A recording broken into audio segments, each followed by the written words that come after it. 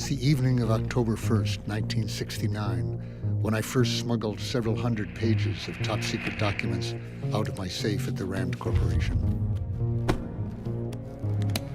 The study contained 47 volumes, 7,000 pages. My plan was to Xerox the study and reveal the secret history of the Vietnam War to the American people. The FBI was trying to find out who gave the New York Times a copy of the Pentagon's secret study. Pow, like a thunderclap, you get the New York Times publishing the Pentagon Papers, and the country is panicking. This is an attack on the whole integrity of government. If whole file cabinets can be stolen and then made available to the press, you can't have orderly government anymore.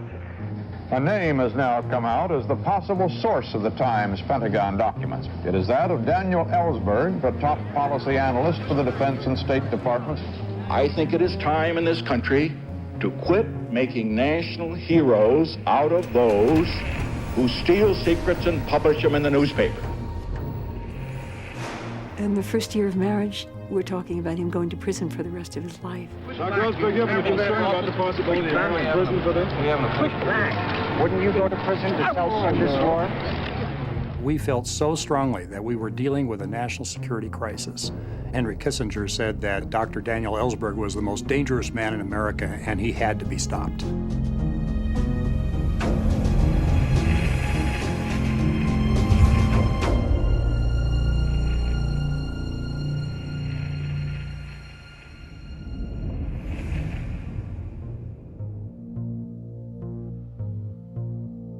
On the morning of August 4th, 1964, I began my first full-time employment in the Pentagon, working under Secretary of Defense Robert McNamara.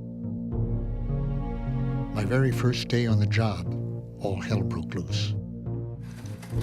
A courier came running in with a flash cable saying that American warships were under attack in the Tonkin Gulf off the coast of North Vietnam. And I was getting these because my boss was already down the hall with McNamara picking targets to retaliate against North Vietnam. Minute after minute, more cables came in. 3 torpedoes have been fired. 7, we are taking evasive action. At about 1:30 our time, comes a new cable from the commodore of the 2 ships. Hold everything, in effect. All previous reports of torpedoes are in question. Renewed hostile actions against United States ships on the high seas in the Gulf of Tonkin have today required me to order the military forces of the United States to take action in reply. Within days, it was clearer and clearer that there had been no attack. I shall immediately request the Congress to pass a resolution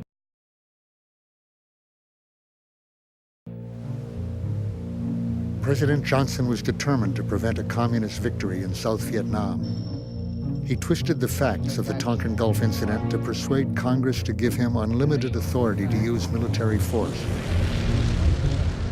He then launched a war that would last another 11 years. by a number of hostile vessels.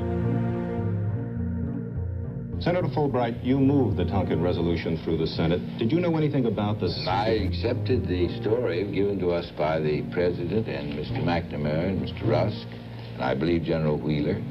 I had no reason at that time and under those circumstances to doubt the validity, the truthfulness of this whole operation. We still seek no wider war. No wider war? As I found out day by day in the Pentagon, that was our highest priority, preparing a wider war which we expected to take place immediately after the election. It's a war that I think ought to be fought by the boys of Asia to help protect their own land.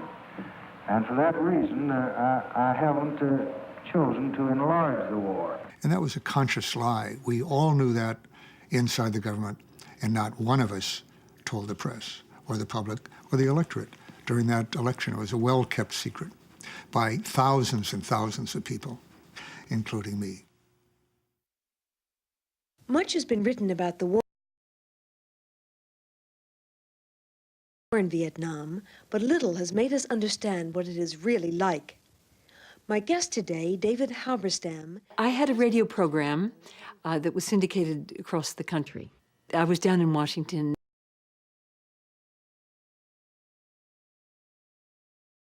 D.C. at the time, doing interviews of congressmen and people in the government. And a mutual friend had offered to host a party on my behalf, and he was inviting his friends, and he said, there's one friend I'll invite, but stay away from him. He's brilliant, but dangerous, meaning that he was quite a ladies' man, having just recently gotten divorced. He rang the doorbell, and they were those sunken lights from the ceiling, and they hit his blue eyes, and I just went, ah, like this. He was so handsome.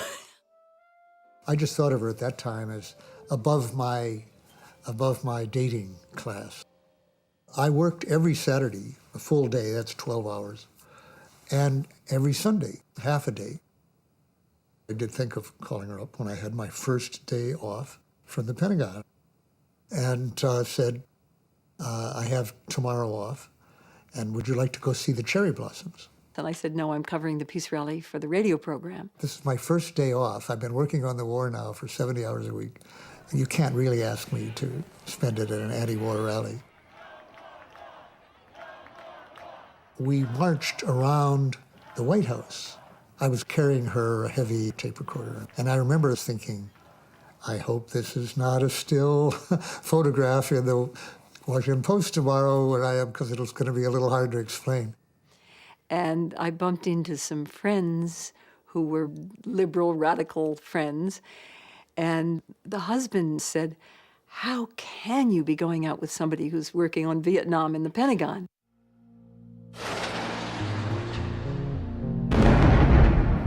Early 1965, the Vietnam War was about to expand, and I was one of its planners.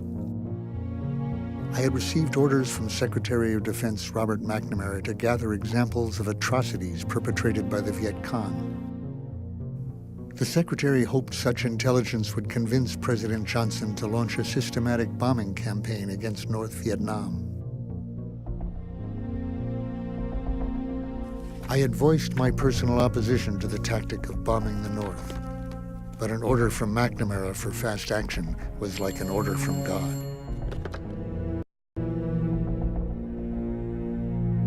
I had a whole staff in Vietnam collecting data for me. I told the colonel on the other end of the hotline that it all had to be in for the president by 7 the next morning.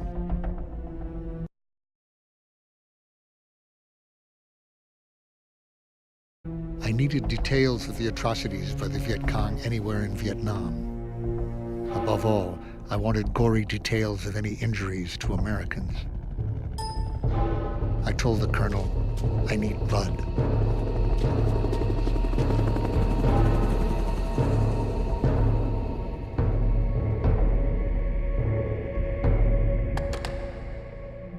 In the early 60s, Dan Ellsberg was a leading, if not the leading, young war thinker.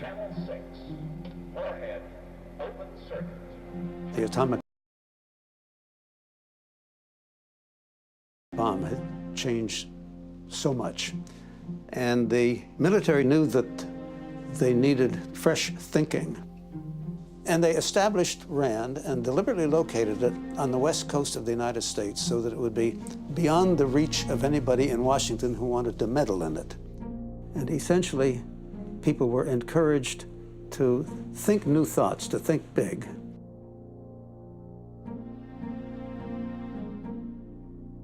Dan really impressed people. Smart, imaginative, good at technical reasoning, good at logic. He could collect ideas from anywhere. He could read short stories and get ideas. My work at Harvard was on decision-making under uncertainty. At the RAND Corporation, I've been studying the highest stakes hypothetical gamble in human history, whether or not to launch nuclear missiles on the basis of ambiguous warning. He was focused on the question, if you had to go to war, how to do it in the least dangerous way. Who would make the decisions? How would the decisions get communicated? And what were the options available to the president?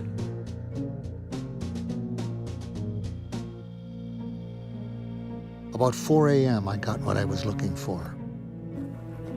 The colonel told me we've just gotten info that 2 American advisors appeared to have been captured and killed. I asked for graphic details to make it concrete, dramatic. The colonel told me that their bodies showed signs of being dragged, perhaps by chains. I said, good, more like that. Wow, Jesus, this is it. Anything else? Anything like this anywhere else? This was the only incident of its kind they found. It may have been the only one in the Vietnam War up to that point involving Americans, but one was enough for my report. At 6:30 a.m., I wrapped it up. A little after 9 o'clock, McNamara came back from the White House and told my boss to thank me for my input. It was exactly what he needed.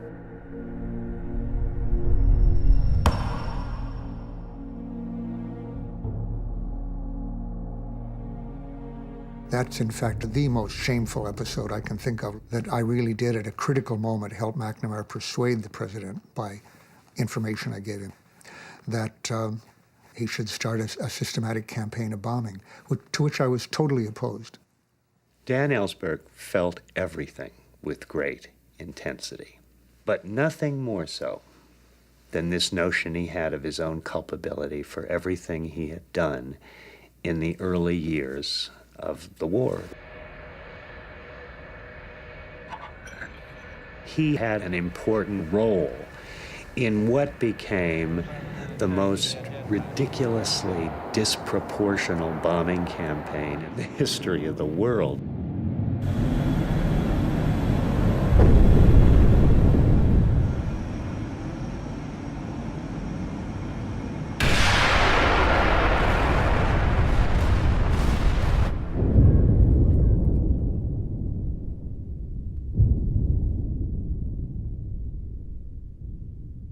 Dan was not some passive bureaucratic participant in Vietnam. He was a true believer.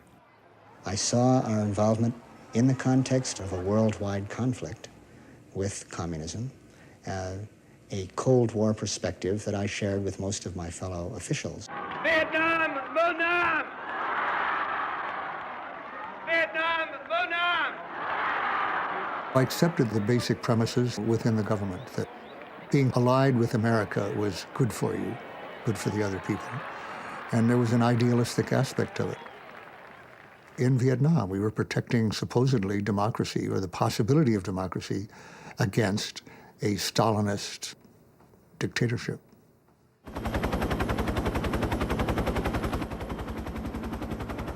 I didn't want to watch the war, which we were now committed, back in Washington. I wanted to be there. I learned in the Marine Corps that to know what's happening, you have to be up at the front line.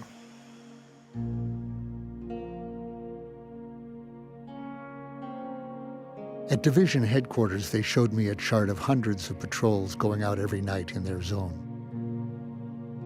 I actually picked a patrol from the chart. And it was at that point that the officer at battalion level informed me there were no patrols there any more than in the rest of the country.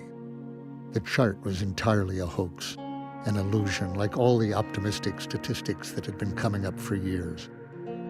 There were no night patrols by our Vietnamese forces. Only the Viet Cong were out at night.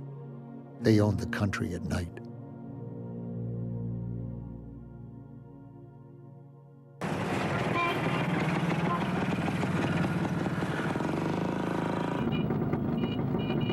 We were very much in love. I joined Dan in Vietnam, and on that trip, he asked me to marry him.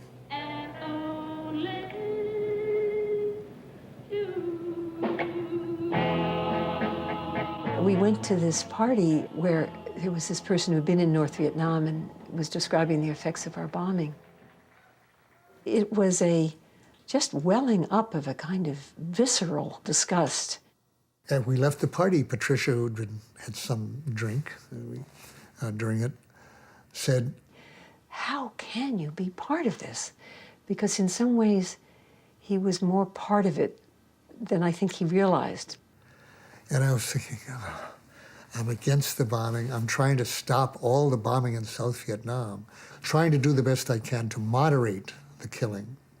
And I'm not getting any credit for that.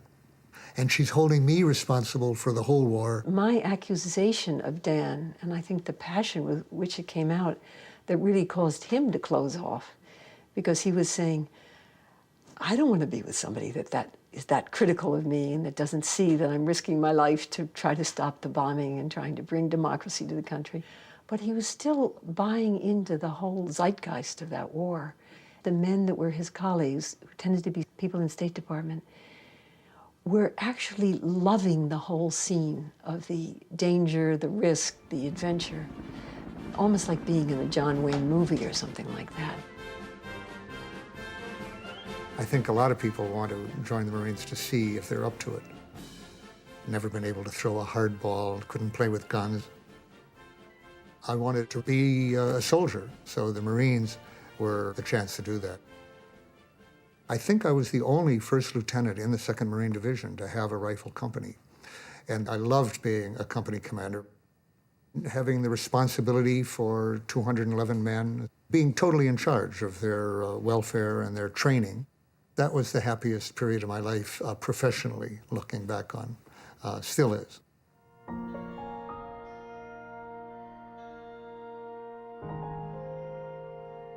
I left, and I could tell he was withdrawn. His heart withdrew into a safe that I didn't have the combination to. So in my own mind, this isn't going to happen.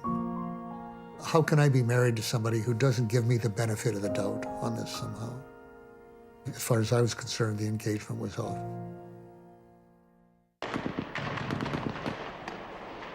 I first met Ellsberg in the paddy fields of the northern Mekong Delta in mid-1966. He had a Schmeisser submachine gun in his hand. He was dressed in fatigues, and he was attempting to lead an American infantry company on an attack on a sniper position in a hamlet.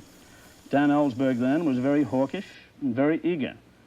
And was he then a Marine? No, he wasn't. He was a civilian. A civilian, and so he was a civilian, but I asked him what the devil was he doing in the Mekong Delta with a Schmeisser machine pistol. He said he had gone there to look at how the war was going. He felt it wasn't going very well, and he wanted to see it go better.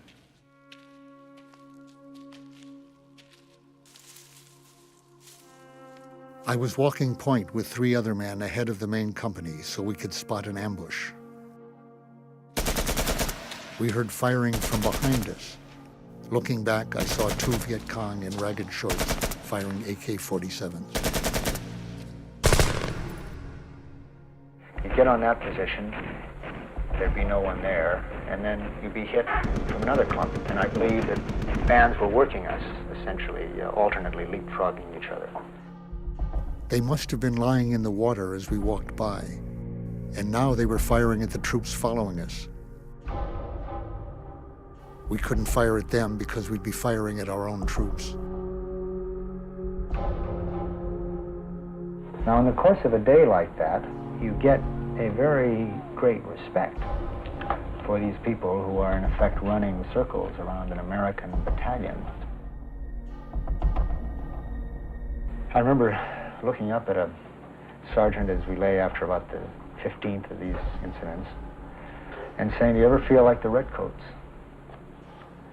And he said, "Yeah, I've been thinking that all day."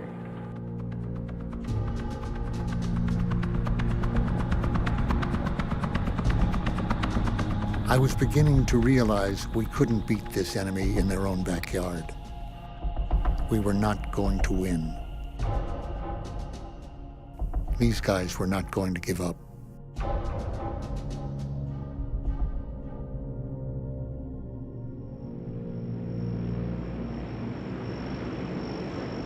On the way back, which was on McNamara's plane, I'd had the chance to give him more than 100 single-spaced pages of my memos. He sat there and he hadn't apparently brought a lot to read. And I had the great bureaucratic pleasure of watching my superior actually read my papers and not just toss them aside. So he knew what I was thinking very much about the stalemate in Vietnam and the fact that things weren't improving. Toward the end of the flight, he called me to the rear of the plane Dan, I'm having an argument here. He says that things are improving, that we're making progress. And I say things are worse than they were a year ago. You're the one who knows. What do you say the answer is? I said, well, Mr. Secretary, I'm most impressed with how much the same things are than a year ago. And he said, you see, that's exactly what I'm saying. We've put another 100,000 troops in there. Things are no better. That means they're really worse. We were on the ground, and McNamara was going out into a foggy day, and I was behind him. You asked whether I was optimistic or pessimistic. Today I can tell you that military progress in the past 12 months has exceeded our expectations. He was saying, gentlemen, I'm very encouraged by what I've seen in Vietnam. In every respect, things are better now. We're making progress. Everything is better. And I was thinking, I hope I'm never in a job where I have to lie like that. I learned that McNamara's grave doubts about the war continued to deepen. Behind closed doors, he recommended pulling back on the bombing and pushed for a political settlement. Johnson rejected McNamara's advice. McNamara had a sense then, very much like people have now, that this was a tragic blunder, that we were in the middle of a catastrophe, and that it was important to try to understand how we had gotten into that catastrophe. In June of 1967, McNamara ordered a comprehensive study within the Pentagon on the history of U.S. involvement in Vietnam. We went to the Rand Corporation and recruited the people there who did historical studies. And then, of course, one of the people we asked was Daniel Ellsberg. My involvement in the study would change my life and change history in ways I couldn't have imagined. We classified the Pentagon Papers study as top secret, and every page of every study as top secret, because we considered the existence of the study to be top secret, but the person we were trying to keep it from was not the Vietnamese, who would not have cared at all, or the Russians or the Chinese, but Lyndon Johnson. We feared through the whole study that if the president found out about it, that he would stop it, because Johnson knew that McNamara had doubts about the war and believed that there were a band of civilians in the Pentagon determined to do everything they could to get us out of Vietnam. I don't want a man in here to go back home thinking otherwise. We are going to win.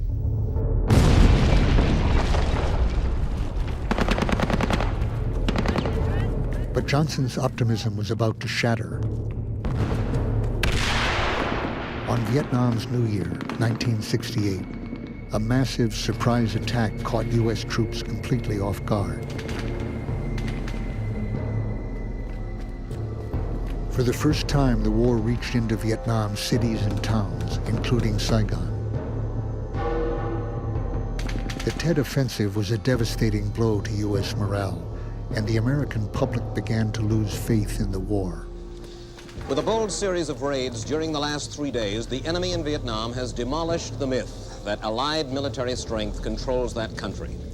The communists hit the very heart of Saigon, the capital. When Johnson's top general asked for more troops, the request was leaked to the New York Times. The story caused a tremendous uproar in Congress. I would feel that our people were badly misguided and did not understand the consequences of such a disaster.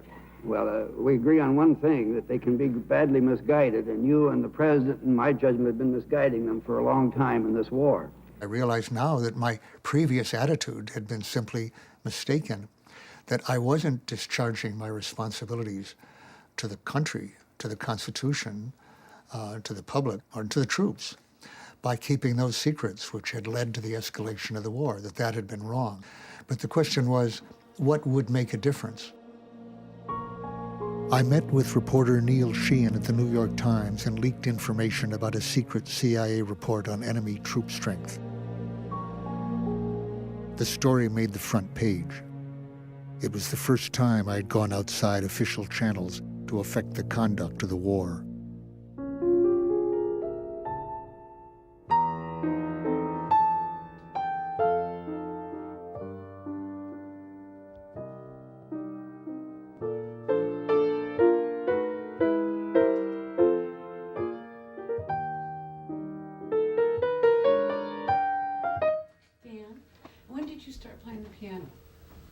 I was 5 till I was about 15. And how serious were you at the time? Well, I spent all my time playing then for 10 years and then didn't play for another 40. What happened? My mother died, and she was the one who wanted me to be a concert pianist. On July 4th, 1946, we were traveling to Denver, going through the cornfields of Iowa. Very hot day in the middle of the day. My father fell asleep at the wheel, and the car went off the road into a culvert, a little wall rising by the side of the road, and sheared off the side of the car where my mother and sister were sitting, and killed my mother and sister.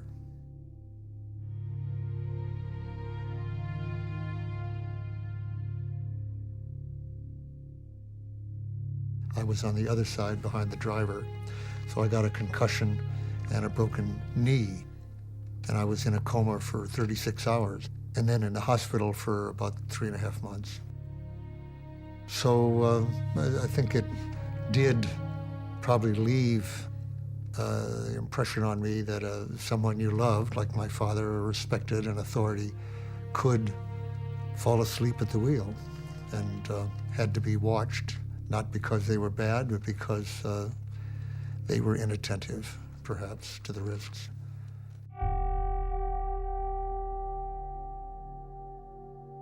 "11 months earlier, when I was 14, Hiroshima had been destroyed and Nagasaki.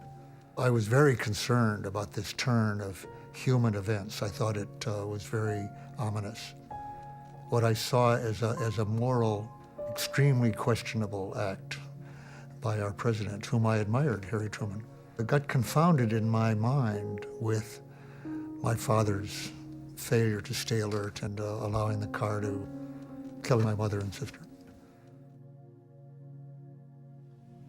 I shall not seek, and I will not accept the nomination of my party for another term as your president. Never has so much power been used so ineffectively as in Vietnam. Support for the war was plummeting after Tet, and Johnson withdrew from the 1968 presidential race. I pledge to you, we shall have an honorable end to the war in Vietnam. Richard Nixon won the election, promising peace with honor. The public had been led to believe that he had a secret plan to end the war. Henry Kissinger was then talking about the need to get out of Vietnam with a decent interval. Now, that was quite a radical point of view for an establishment person at that time, to say we should be out, and all we ask is that they not embarrass us by taking it over immediately. That led, in me, but in nearly everybody, to the false impression that presumably Nixon agreed with it. Nixon didn't agree with that for a minute.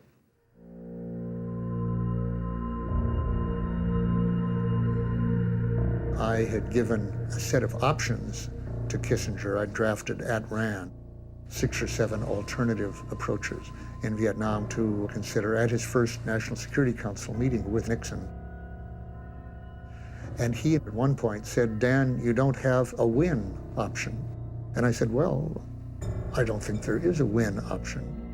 I said, "You could double the number of troops and that would keep things quieter, but until they left. You could use nuclear weapons and kill all the people. I wouldn't call that a win. So there just, as far as I see, is no way to win."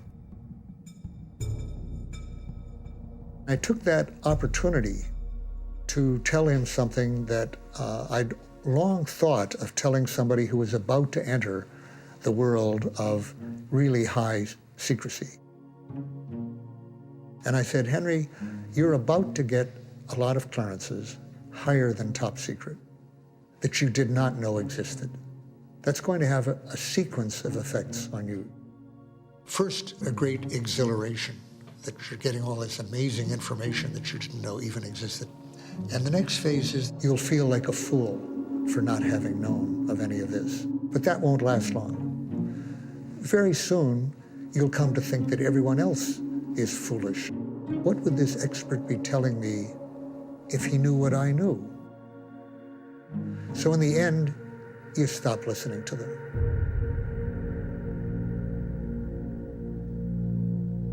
I think everybody thought that Nixon had been elected to end the war and was going to end the war. And it became very clear to me that he was not. Mort Halpern was working for Kissinger in the White House. In the late summer of '69, Mort told me he's staying in and he's threatening escalation. For once, we've got to use the maximum power of this country against this shit-ass little country to win the war.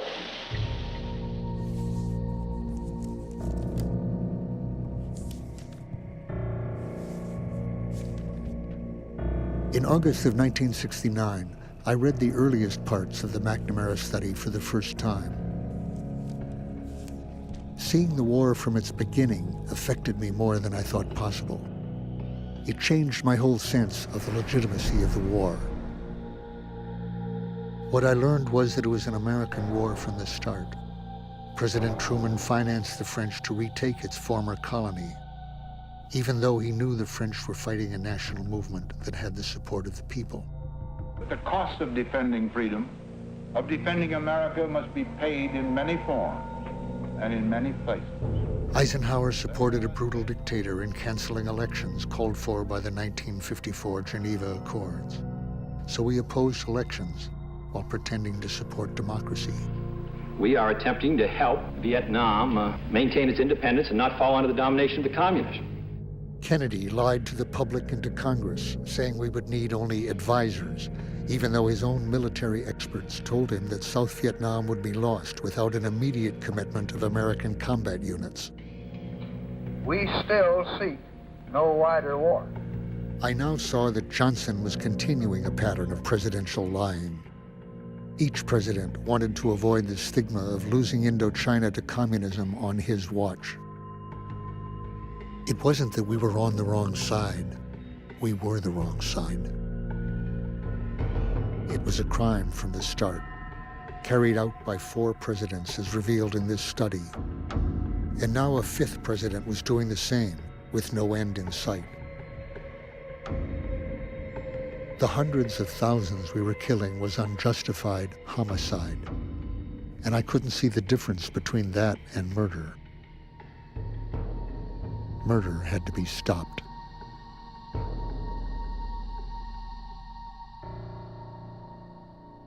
Henry, you don't have any idea. The only place where you and I disagree the first time is with regard to the bombing. You're just out there concerned about the civilians, and I don't give a damn. I'm concerned about the civilians because I don't want the world to be mobilized against you as a butcher.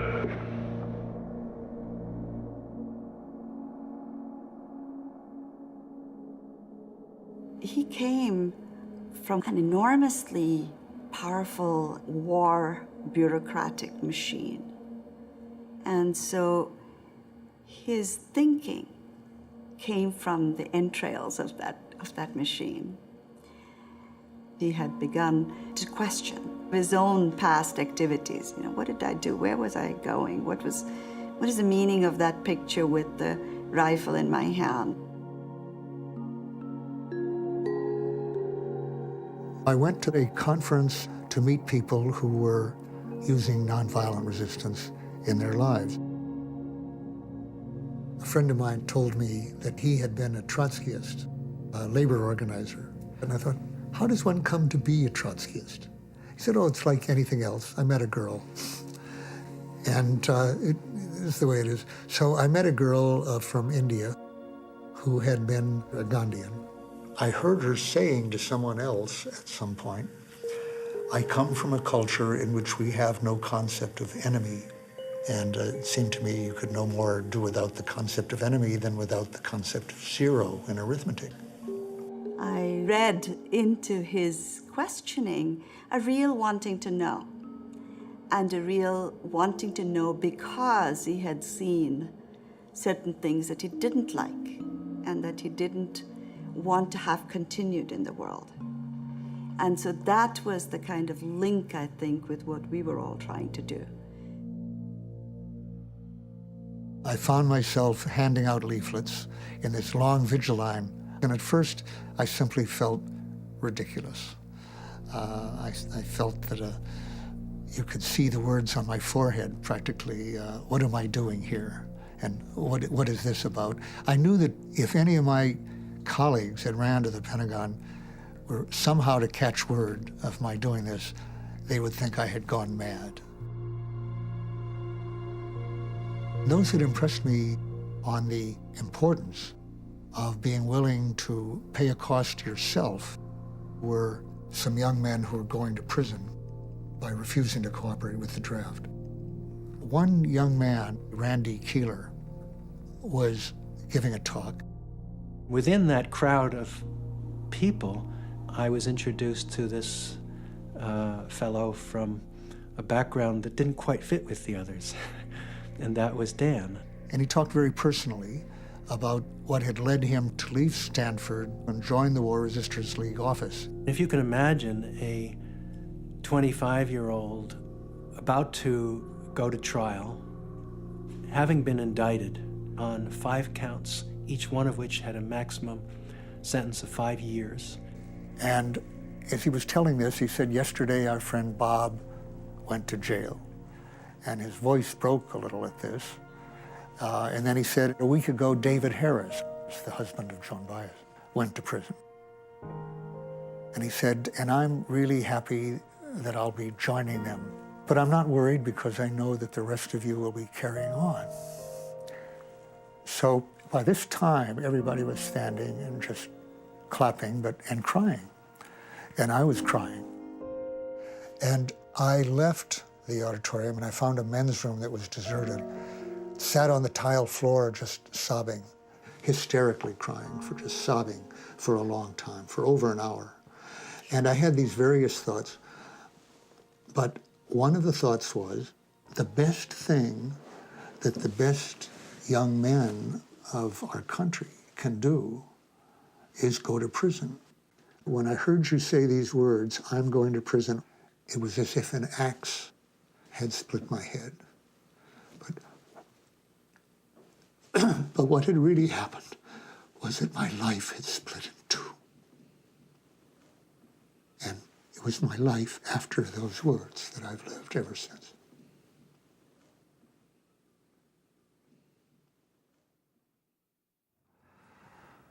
And eventually, I got up and washed my face, and then I think I cried some more, and then I thought, okay, now what can I do to help end this war now that I'm ready to go to prison?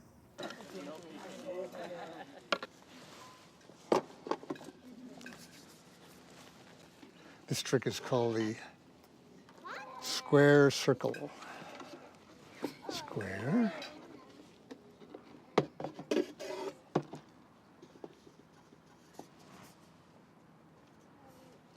One of the things that stood out about Dan was how severe Dan's judgments were about himself. More than most people I had met, it seemed to me he was still, as a relatively recent convert, he was still sort of transfixed by this question, how could I have done what I did? Okay. And slowly, he began filling in the blanks of this thing I had never heard of, the study. Now, I obviously didn't believe in magic potions, but clearly he was referring to something that was so definitive that it was capable of changing your view.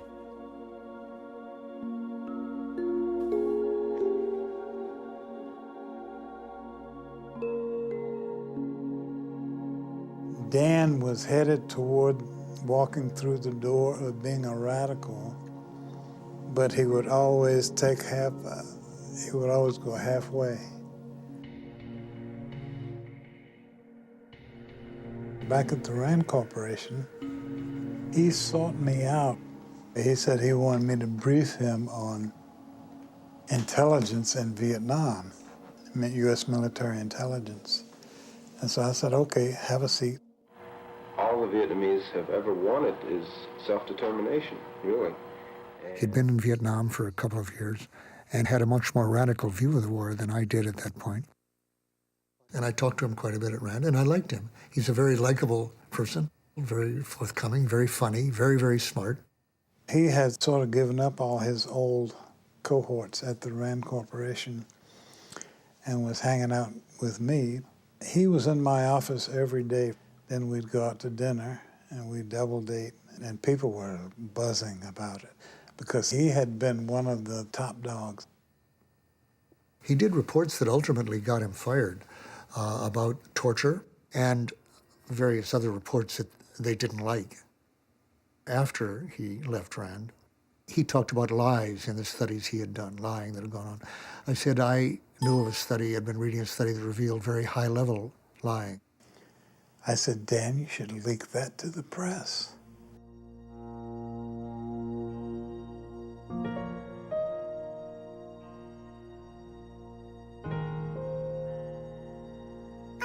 Keeping silent in public about what I had read and heard made me an accomplice.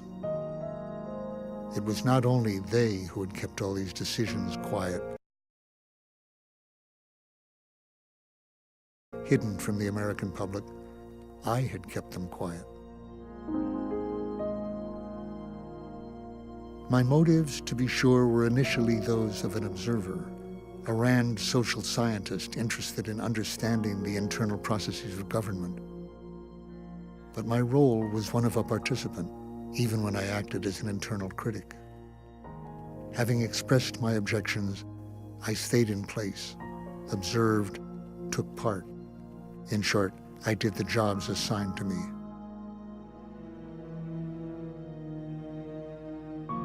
Henry David Thoreau said, "Cast your whole vote, not a strip of paper merely, but your whole influence." What if I were willing to give up my top secret clearance, my career, my privileged access to decision makers? What if I gave all that up? What if I were willing to risk prosecution?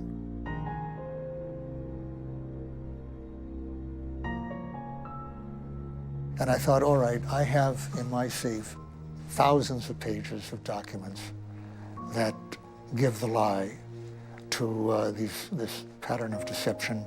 I'm not going to be part of this system of lying anymore. So I went and saw Tony, and I said to him, you know, that study I mentioned, I have it, and I'm ready to put it out. I'm going to put it out now. Can you help me? Can you find a Xerox machine? I said, I've got the very place.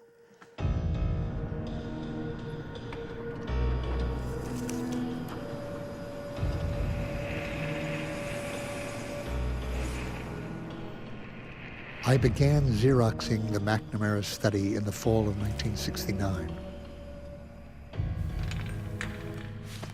At the end of the day, working at Rand, I would put several volumes into my briefcase to take with me.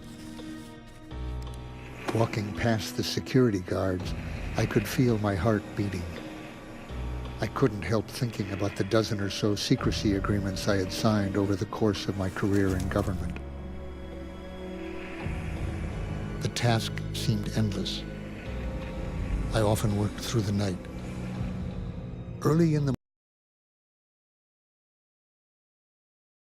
morning, I returned the papers to my safe at Rand and headed home. I'll get back to my house on a little narrow beach in Malibu. I love to body surf, and I would go in every morning before I went to bed. And I remember at some point during this, being in the waves, in the sunlight, and looking back at the hills of Malibu and the waves, which I loved, and thinking, how can I be doing this? How can I be giving all this up? I was 13 at the time. He said there was a secret history of the Vietnam War that he'd been reading, and he had a copy of this. And he had decided that he wanted to make a copy of it and make it available to Congress. He described it in terms of civil disobedience. Would I help him? I didn't suppose that he literally needed my help, but that this was something risky and very important to him, and it was important to him that I be a part of it in some way. And I think that very afternoon began copying the Pentagon Papers. The children were in between on this one in a way that I didn't realize. Their mother, my former wife, really thought that I'd done something very bad and had involved her children in it. Whereas my thought was that I'd given them a chance to be in on something quite historic. Well, I didn't know when I'd be stopped, and I thought it would be within a matter of weeks, and that I might never see my children again, except through thick glass. Spectrometer. I wanted my son, who was 13, to see that I was doing this because I thought it was the right thing to do, and doing it in a straightforward manner, that I hadn't gone crazy.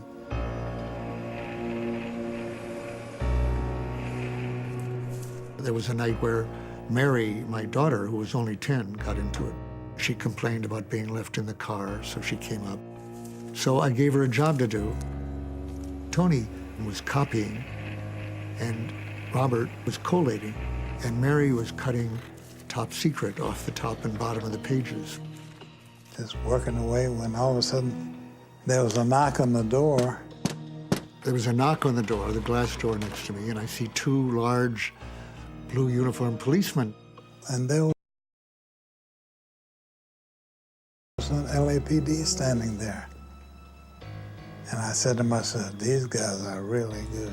So they saw this family scene, you know, of my 10-year-old daughter and 13-year-old son. I sort of casually covered the machine. I took the lid and I put it over the Top Secret stuff on this and cleared up a little and then opened the door.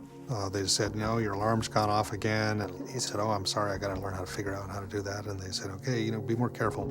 I thought, there was the guy looking through the window at me, at the crime of the century, crime in quotes, of course, and didn't realize it, went right on, never realized it, never heard from him again.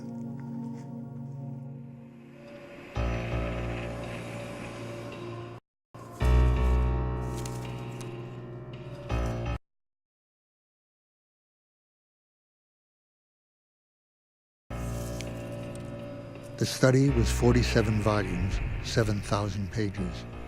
It would take me months of Xeroxing.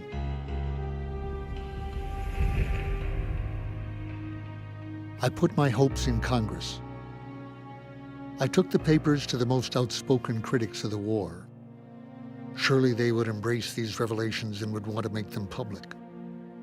The people that I needed to talk to or somehow to reach were the ones who had been saying they had been against the war for years while I was supporting the war, longer than me, who said that they saw through the war, that they saw that it was wrong, and what I wanted them to do now, and what I still want them to do, and what they still can do, is to act. But no one did.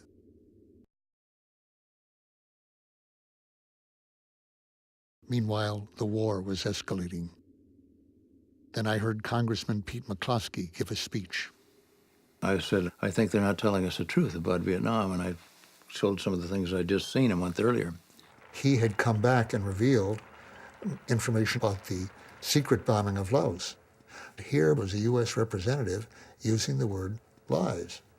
So I thought, all right, here's a man with the guts then to use some documentation. And somebody handed me a note. The note said, you're right, I have information that will document what you're saying. And he said he'd like to discuss it with me, but he was shortly leaving. And if I was willing to come with him, we could talk about it on the way. So to show how desperate I was at this point, I was paying for a trip to California just to talk with this representative. And he had a passion about him, an intensity, I guess is the best way I'd describe him. He didn't smile much. He was deadly serious, wanting me to understand these documents. I thought then, and I think more now than before, that documents had a power to be taken seriously and to attract attention that nothing else did. I think all of us, knowing that they were top secret, were not sure what our rights were with respect to top secret documents. But those papers were a revelation. And I testified in front of the Fulbright Committee. Afterwards, I went up to him and I said, Senator, I've got a set of papers here that if they were known to the public, would cause public opinion to turn against the war. Well, he said, yeah, I got to sit too. There obviously was a kind of culture of timidity in Congress, deference to the executive branch, and a fear of being called unpatriotic, a fear of being accused of revealing military secrets and so on.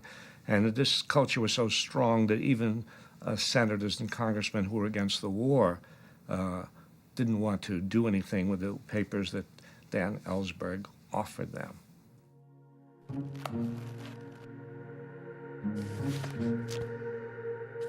I had told my former wife what I was doing.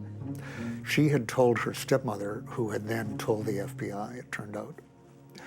And the FBI then came to Harry Rohn. As president of RAND, he had been involved in getting me access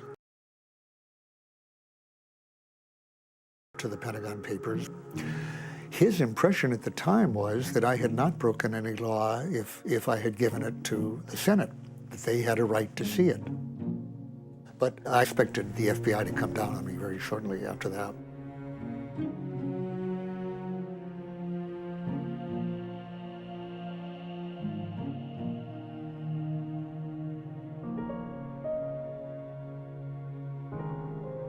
He had really radically changed in his view of the war, and I knew that. I knew he had changed. In the first year of marriage, we're talking about him going to prison for the rest of his life. He gave me a number of the papers to read, and as I was reading it, I was horrified by the coldness, the calculatedness, and in particular the language of the torturers. They were quotes saying, "We'll give the North Vietnamese one more turn of the screw," or "Let's try the water drop technique." And I was thinking, what is this? How can the leaders of our country be talking in this language and then misleading the American public? And then I just started to cry because I knew that he really had to give them out. And so there were tears in my eyes, and I came out and I just said, do it.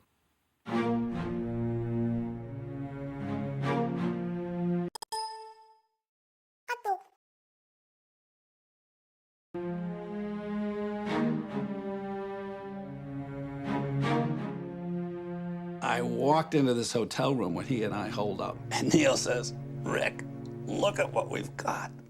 And I mean, it was just staggering. The raw, top secret, eyes-only documents. From Earl Wheeler to General Westmoreland, from Johnson to Taylor. You could go back and see, yes, Kennedy did send in troops in violation of the Geneva Accord. Yes, Johnson did start the buildup before he said he was going to. I remember writing this story. These guys were lying through their teeth when they were talking to us. And here it is in black and white. There's no way of denying it. The editors immediately understood that this thing was so sensitive and was going to have to be kept under wraps. And so they decided to move the whole thing out of the New York Times offices and to go and rent a suite at the Hilton. There were a lot of difficult, important decisions to be made, and we needed to know the material in order to make those decisions, and that took time. And Ellsberg couldn't understand that. Ellsberg was constantly pressing. He always wanted to know, when was the Times going to run this? Was the Times really going to run this? Was it really going to be big? When was it going to happen?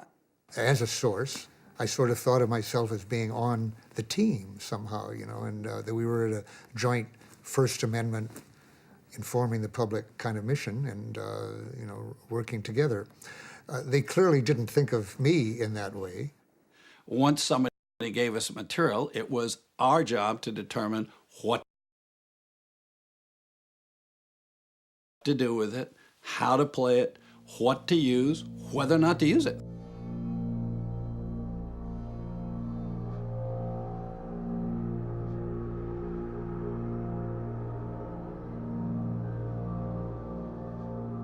May 71, there was a planned demonstration in Washington for people to commit acts of civil disobedience, to block streets and to block bridges, to do everything possible to disrupt life in Washington in order to demonstrate the anger against the war. In other words, the intensity of feeling about the war had grown. So a number of us gathered in my apartment, Noam Chomsky and Dan Ellsberg and I, and we went to Washington and we formed ourselves as an affinity group. And Dan Ellsberg was, you might say, our squad leader. He took command, and he was telling us when to get up and when to sit down and when to move and where to move, and he was very decisive, and we followed his orders. Not exactly a democratic situation.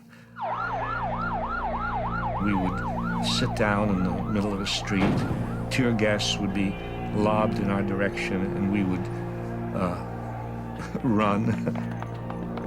The National Guard was out, and the 101st Airborne had descended on Washington. The level of anti-war activity had been raised.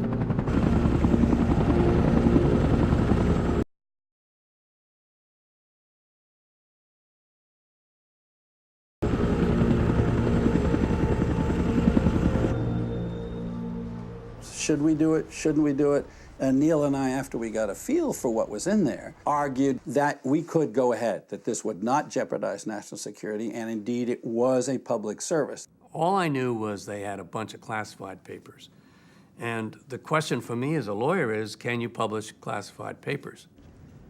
The law here is the statute called the Espionage Act.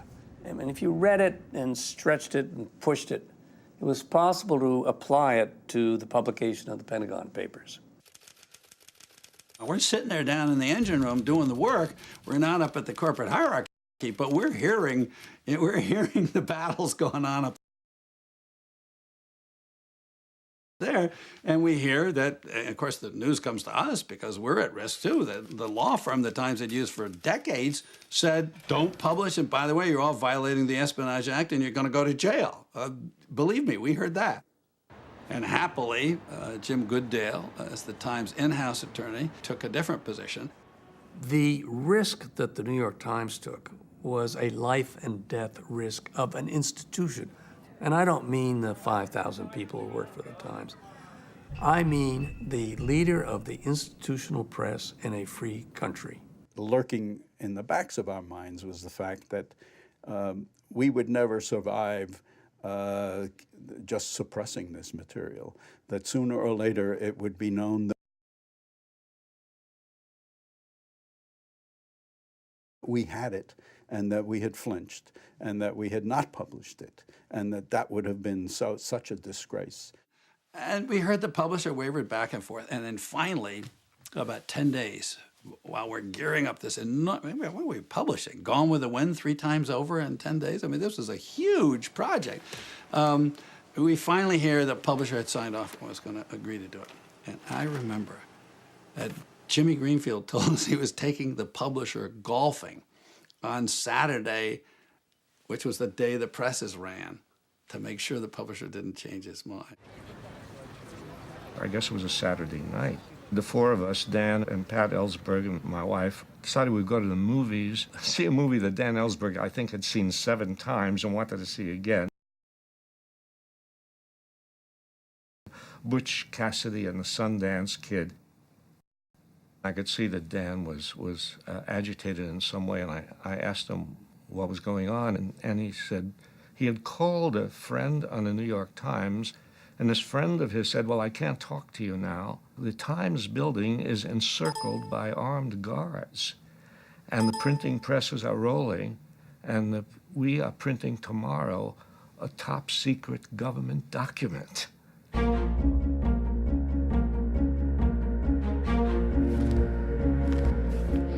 This weekend, portions of a highly classified Pentagon document came to light for all the world to see, brought cries of outrage from Washington.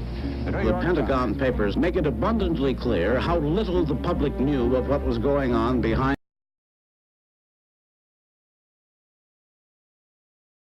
the scenes during... Its main effect is to refute the notion that we stumbled into the war. At the White House, a spokesman said President Nixon got his first look at the secret report when a copy was delivered to him today. This goddamn New York Times expose of the most highly classified documents of the war. You mean that was leaked out of the Pentagon? Sir, this is a devastating security breach of the greatest magnitude of anything I've ever seen. Did we know this was coming out? No, we did not, sir. I'd just start right at the top and fire some people. I mean, whatever department it came out of, I'd fire the top guy. The first issue they ran had a paragraph from Assistant Secretary of Defense to Secretary McNamara. I can almost tell it by memory. We're in Vietnam, 10% to help the South Vietnamese, 20% to hold back the Chinese, and 70% to save American face. Well, every woman in America that had a boyfriend or a husband, they could take it if we were defending the South Vietnamese, but to learn we're just trying to save face, that is a thing that angers you. Monday was a very interesting day. I came back to the New York Times, hustled on the elevator, went up to the top executive floor. There was the biggest shouting argument I ever heard in my life. A telegram that had come from John Mitchell, Nixon's Attorney General. The telegram said, "We want you to stop publication immediately, and if you don't, we're going to take appropriate action." I mean, what in God's name have we been fighting for in this country for 200 or 300 years?